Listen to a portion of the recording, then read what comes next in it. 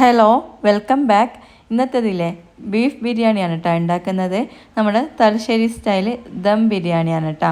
അതുകൊണ്ട് തന്നെ ഈ ഒരു ബിരിയാണിയിലെ ഭയങ്കര ടേസ്റ്റാണ്. പലതരം ബിരിയാണി ഉണ്ടെങ്കിലും എൻ്റെ ഫേവറേറ്റ് തലശ്ശേരി സ്റ്റൈൽ ദം ബിരിയാണി തന്നെയാണ്. അതിൽ ബീഫാണ് കുറച്ചും കൂടി കൂടുതൽ ഇഷ്ടം. അതുകൊണ്ട് തന്നെ ഈ ഒരു ബീഫ് ബിരിയാണി ഉണ്ടാക്കാൻ ഒരു പ്രത്യേക ഇഷ്ടം തന്നെയാണ് കേട്ടോ. ഇനിയിപ്പോൾ നിങ്ങൾക്ക് ബിരിയാണി ഉണ്ടാക്കാൻ അറിയില്ല എന്ന് പറയൂല, അത്രയ്ക്കും നല്ല പെർഫെക്റ്റ് ആയിട്ട് ഈ ഒരു റെസിപ്പി ഫോളോ ചെയ്താൽ ഉണ്ടാക്കിച്ചെടുക്കാൻ പറ്റും. അപ്പോൾ ഈസി ആൻഡ് ടേസ്റ്റി ആയിട്ടുള്ള തലശ്ശേരി സ്റ്റൈൽ ദം ബിരിയാണി എങ്ങനെ ഉണ്ടാക്കുന്നതെന്ന് നോക്കാം. അപ്പോൾ അതിനായിട്ട് ഞാനിവിടെ 1.5 കിലോ ബീഫാണ് മേടിച്ചിട്ടുള്ളത്. ഇത് മിക്സ് ആയിട്ടുള്ള ബീഫാണ് കേട്ടോ, എല്ലോട് കൂടിയിട്ടുള്ള ബീഫാണ്.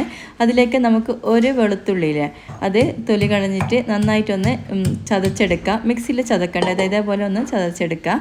എന്നിട്ട് അത് പ്രഷർ കുക്കറിൽ നമുക്ക് ബീഫ് ഒന്ന് വേവിച്ചെടുക്കണം. അപ്പോൾ കഴുകി വൃത്തിയാക്കി വെച്ചിട്ടുള്ള ഒട്ടും തന്നെ വെള്ളമില്ലാത്ത ബീഫ് ഇട്ട് കൊടുക്കുന്നുണ്ട്. ആവശ്യത്തിനുള്ള ഉപ്പും കൂടി ഇട്ട് കൊടുക്കുന്നുണ്ട് കേട്ടോ. അതിലേക്ക് 1 ടീസ്പൂണ് മല്ലിപ്പൊടി ഇട്ട് കൊടുക്കുന്നുണ്ട്. അധികം കൂടിപ്പോകാൻ പാടില്ല, 1 ടീസ്പൂൺ മതി. അതിൽ 2 ടേബിൾ സ്പൂണ് വിനാഗിരിയും കൂടി ഒഴിച്ചു കൊടുക്കുന്നുണ്ട്. എന്നിട്ട് നമ്മൾ ചതച്ച് വെച്ചിട്ടുള്ള വെളുത്തുള്ളിയില്ലേ അത് അതിലേക്ക് ഇട്ട് കൊടുക്കാം. മല്ലിപ്പൊടി ഒരിക്കലും കൂടിപ്പോകാൻ പാടില്ല, കുറച്ച് മാത്രം ഇട്ട് കൊടുത്താൽ മതി. ഇതിപ്പം 1.5 കിലോ ബീഫിനാണ് 1 ടീസ്പൂണിൻ്റെ അടുത്തായിട്ട് ഇട്ട് കൊടുത്തിട്ടുള്ളത്. അപ്പം നിങ്ങൾ അതിലും കുറവാണെങ്കിൽ അത്രയും ഒരു നുള്ളങ്ങനെ ഇട്ട് കൊടുത്താൽ മതി. ആ ഒരു മല്ലിപ്പൊടിയുടെ ടേസ്റ്റ് ഉണ്ടാകാൻ പാടില്ല കൂടുതലായിട്ട്. ഇനി അതിലേക്ക് കുറച്ച് വേവിക്കാൻ ആവശ്യമായിട്ടുള്ള വെള്ളം ഒഴിച്ച് കൊടുക്കുന്നുണ്ട്. എന്നിട്ട് നമുക്കിത് ഒരു 6-7 വിസിൽ വരുന്നത് വരെ വെയിറ്റ് ചെയ്യാം. പിന്നെ മസാലയ്ക്ക് ആവശ്യമായിട്ട് സവാള അടിച്ചിട്ടുണ്ട്, 1 കിലോ സവാള അടിച്ചിട്ടുണ്ട്. ഇനി നമ്മുടെ ബിരിയാണി പോട്ടിലേക്ക് ഓയിൽ ഒഴിച്ചു കൊടുക്കാൻ, എന്നിട്ട് ഗീയും കൂടി ഒഴിച്ചു കൊടുക്കുക കേട്ടോ. രണ്ടും കൂടി മിക്സ് ആക്കിയിട്ട് വേണം ഒഴിച്ചു കൊടുക്കാൻ വേണ്ടിയിട്ട്. അതിലേക്ക് നമ്മൾ നീളത്തിൽ അരിഞ്ഞ് വെച്ചിട്ടുള്ള സവാള ഇട്ട് കൊടുക്കാം. പെട്ടെന്ന് തന്നെ വഴന്ന് കിട്ടാൻ വേണ്ടിയിട്ട് ഉപ്പും കൂടി ഇട്ട് കൊടുക്കുന്നുണ്ട്. എന്നിട്ട് നന്നായിട്ട് വഴറ്റിയെടുക്കണം. സവാള കരിഞ്ഞു പോകാൻ പാടില്ല കേട്ടോ. അപ്പോൾ ആ ഒരു ഫ്ലെയിമിൽ വെച്ചിട്ട് വേണം നിങ്ങൾ വഴറ്റിയെടുക്കാൻ വേണ്ടിയിട്ട്. ഒന്ന് അടച്ച് വെച്ചിട്ട് തന്നെ വഴറ്റിയെടുക്കാം. സവാള നന്നായി വഴന്ന് വരുന്ന ടൈമിൽ നമുക്കതിൽ ഇഞ്ചി, വെളുത്തുള്ളി, പച്ചമുളകെല്ലാം ചേർത്ത് കൊടുക്കണം. ഇഞ്ചി വെളുത്തുള്ളി എല്ലാം അധികം അങ്ങ് പേസ്റ്റ് ആയി പോകാൻ പാടില്ല കേട്ടോ. മിക്സിയിൽ അരച്ചെടുക്കുമ്പോൾ കുറച്ചൊന്നൊന്ന് ക്രഷ് ചെയ്തിട്ട് എടുത്താൽ മതി, അധികം അങ്ങ് പേസ്റ്റായി പോകണ്ട. ഇനി അതിൽ നിന്നെല്ലാം ഞാൻ കുറച്ചൊന്ന് മാറ്റി വെക്കുന്നുണ്ട്. അത് നമുക്ക് ചോറിന് വേണ്ടിയിട്ട് എടുക്കണം. പച്ചമുളക് ഫുള്ളായിട്ട് എടുത്തിട്ടുണ്ട്. എരിവിനനുസരിച്ചിട്ട് ഒരു 10 മുതൽ 12 എണ്ണം വരെ പച്ചമുളക് എടുക്കുക. പിന്നെ ഇതിൻ്റെ എല്ലാം അളവ് ഞാൻ ഡിസ്ക്രിപ്ഷനിൽ കൊടുക്കാം കേട്ടോ.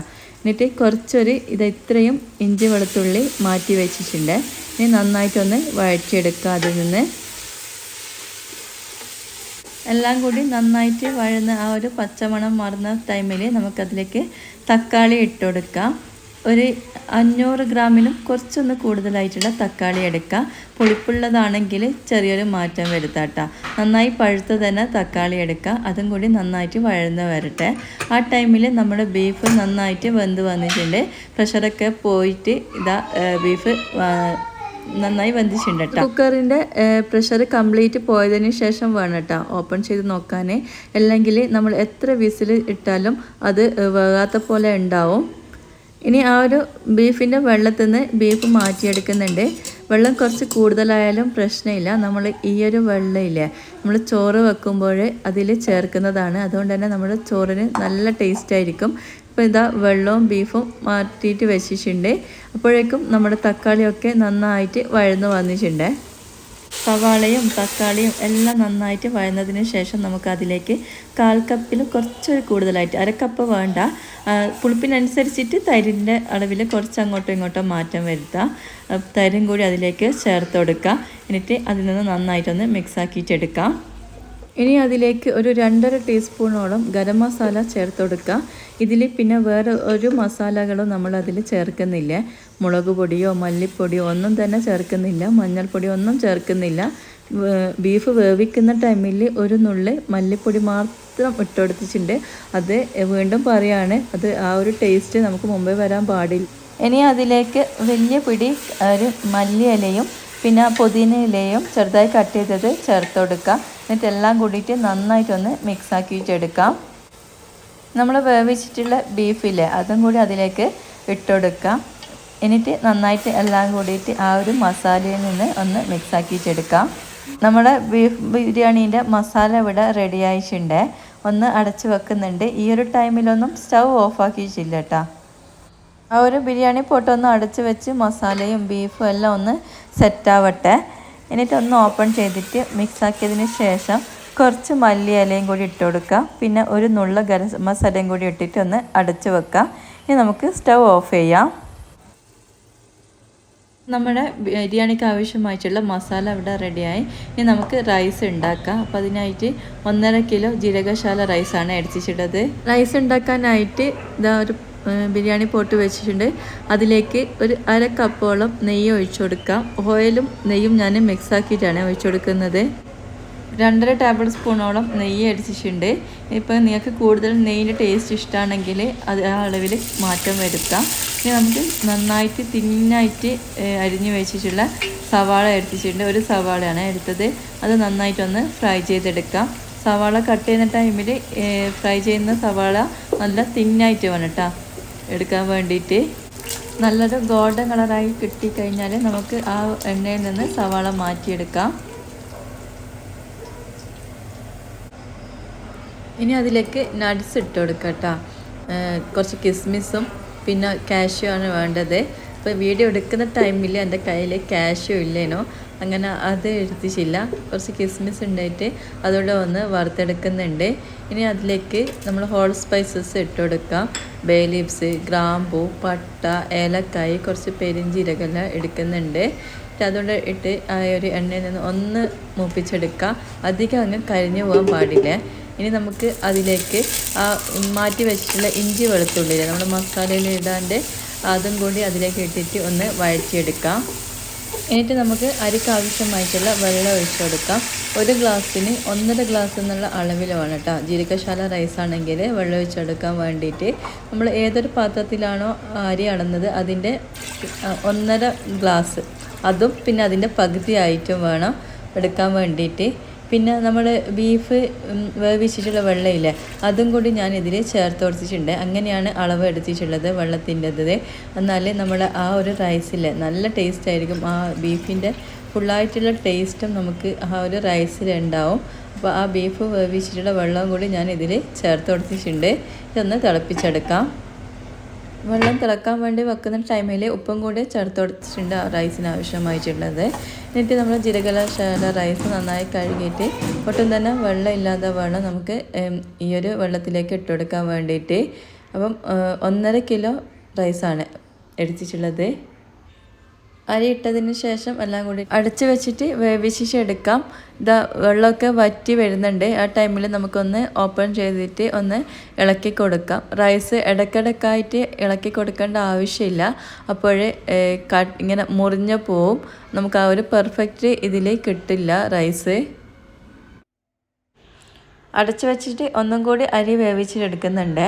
ഇതിപ്പം നല്ല പെർഫെക്റ്റ് ആയിട്ട് തന്നെ വെന്ത് വന്നിട്ടുണ്ട്. നമ്മുടെ ബിരിയാണിക്ക് ആവശ്യമായിട്ടുള്ള റൈസും റെഡിയായി, മസാലയും റെഡിയായി.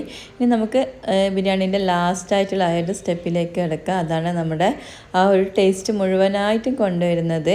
ഇത് റൈസൊന്നും ഒന്നിനോട് ഒന്ന് ഒട്ടിയിട്ടും ഇല്ല, പക്ഷെ നന്നായിട്ട് വെന്ത് വന്നിട്ടുണ്ട്. അങ്ങനെ വേണം കേട്ടോ ബിരിയാണി കിട്ടാൻ വേണ്ടിയിട്ട്. അപ്പം നിങ്ങൾ റൈസിന് വെള്ളം എടുക്കുന്ന ടൈമിൽ നന്നായിട്ടൊന്ന് ശ്രദ്ധിക്കണം. ആ ഒരു അളവെല്ലാം നല്ല കറക്റ്റായിരിക്കണം.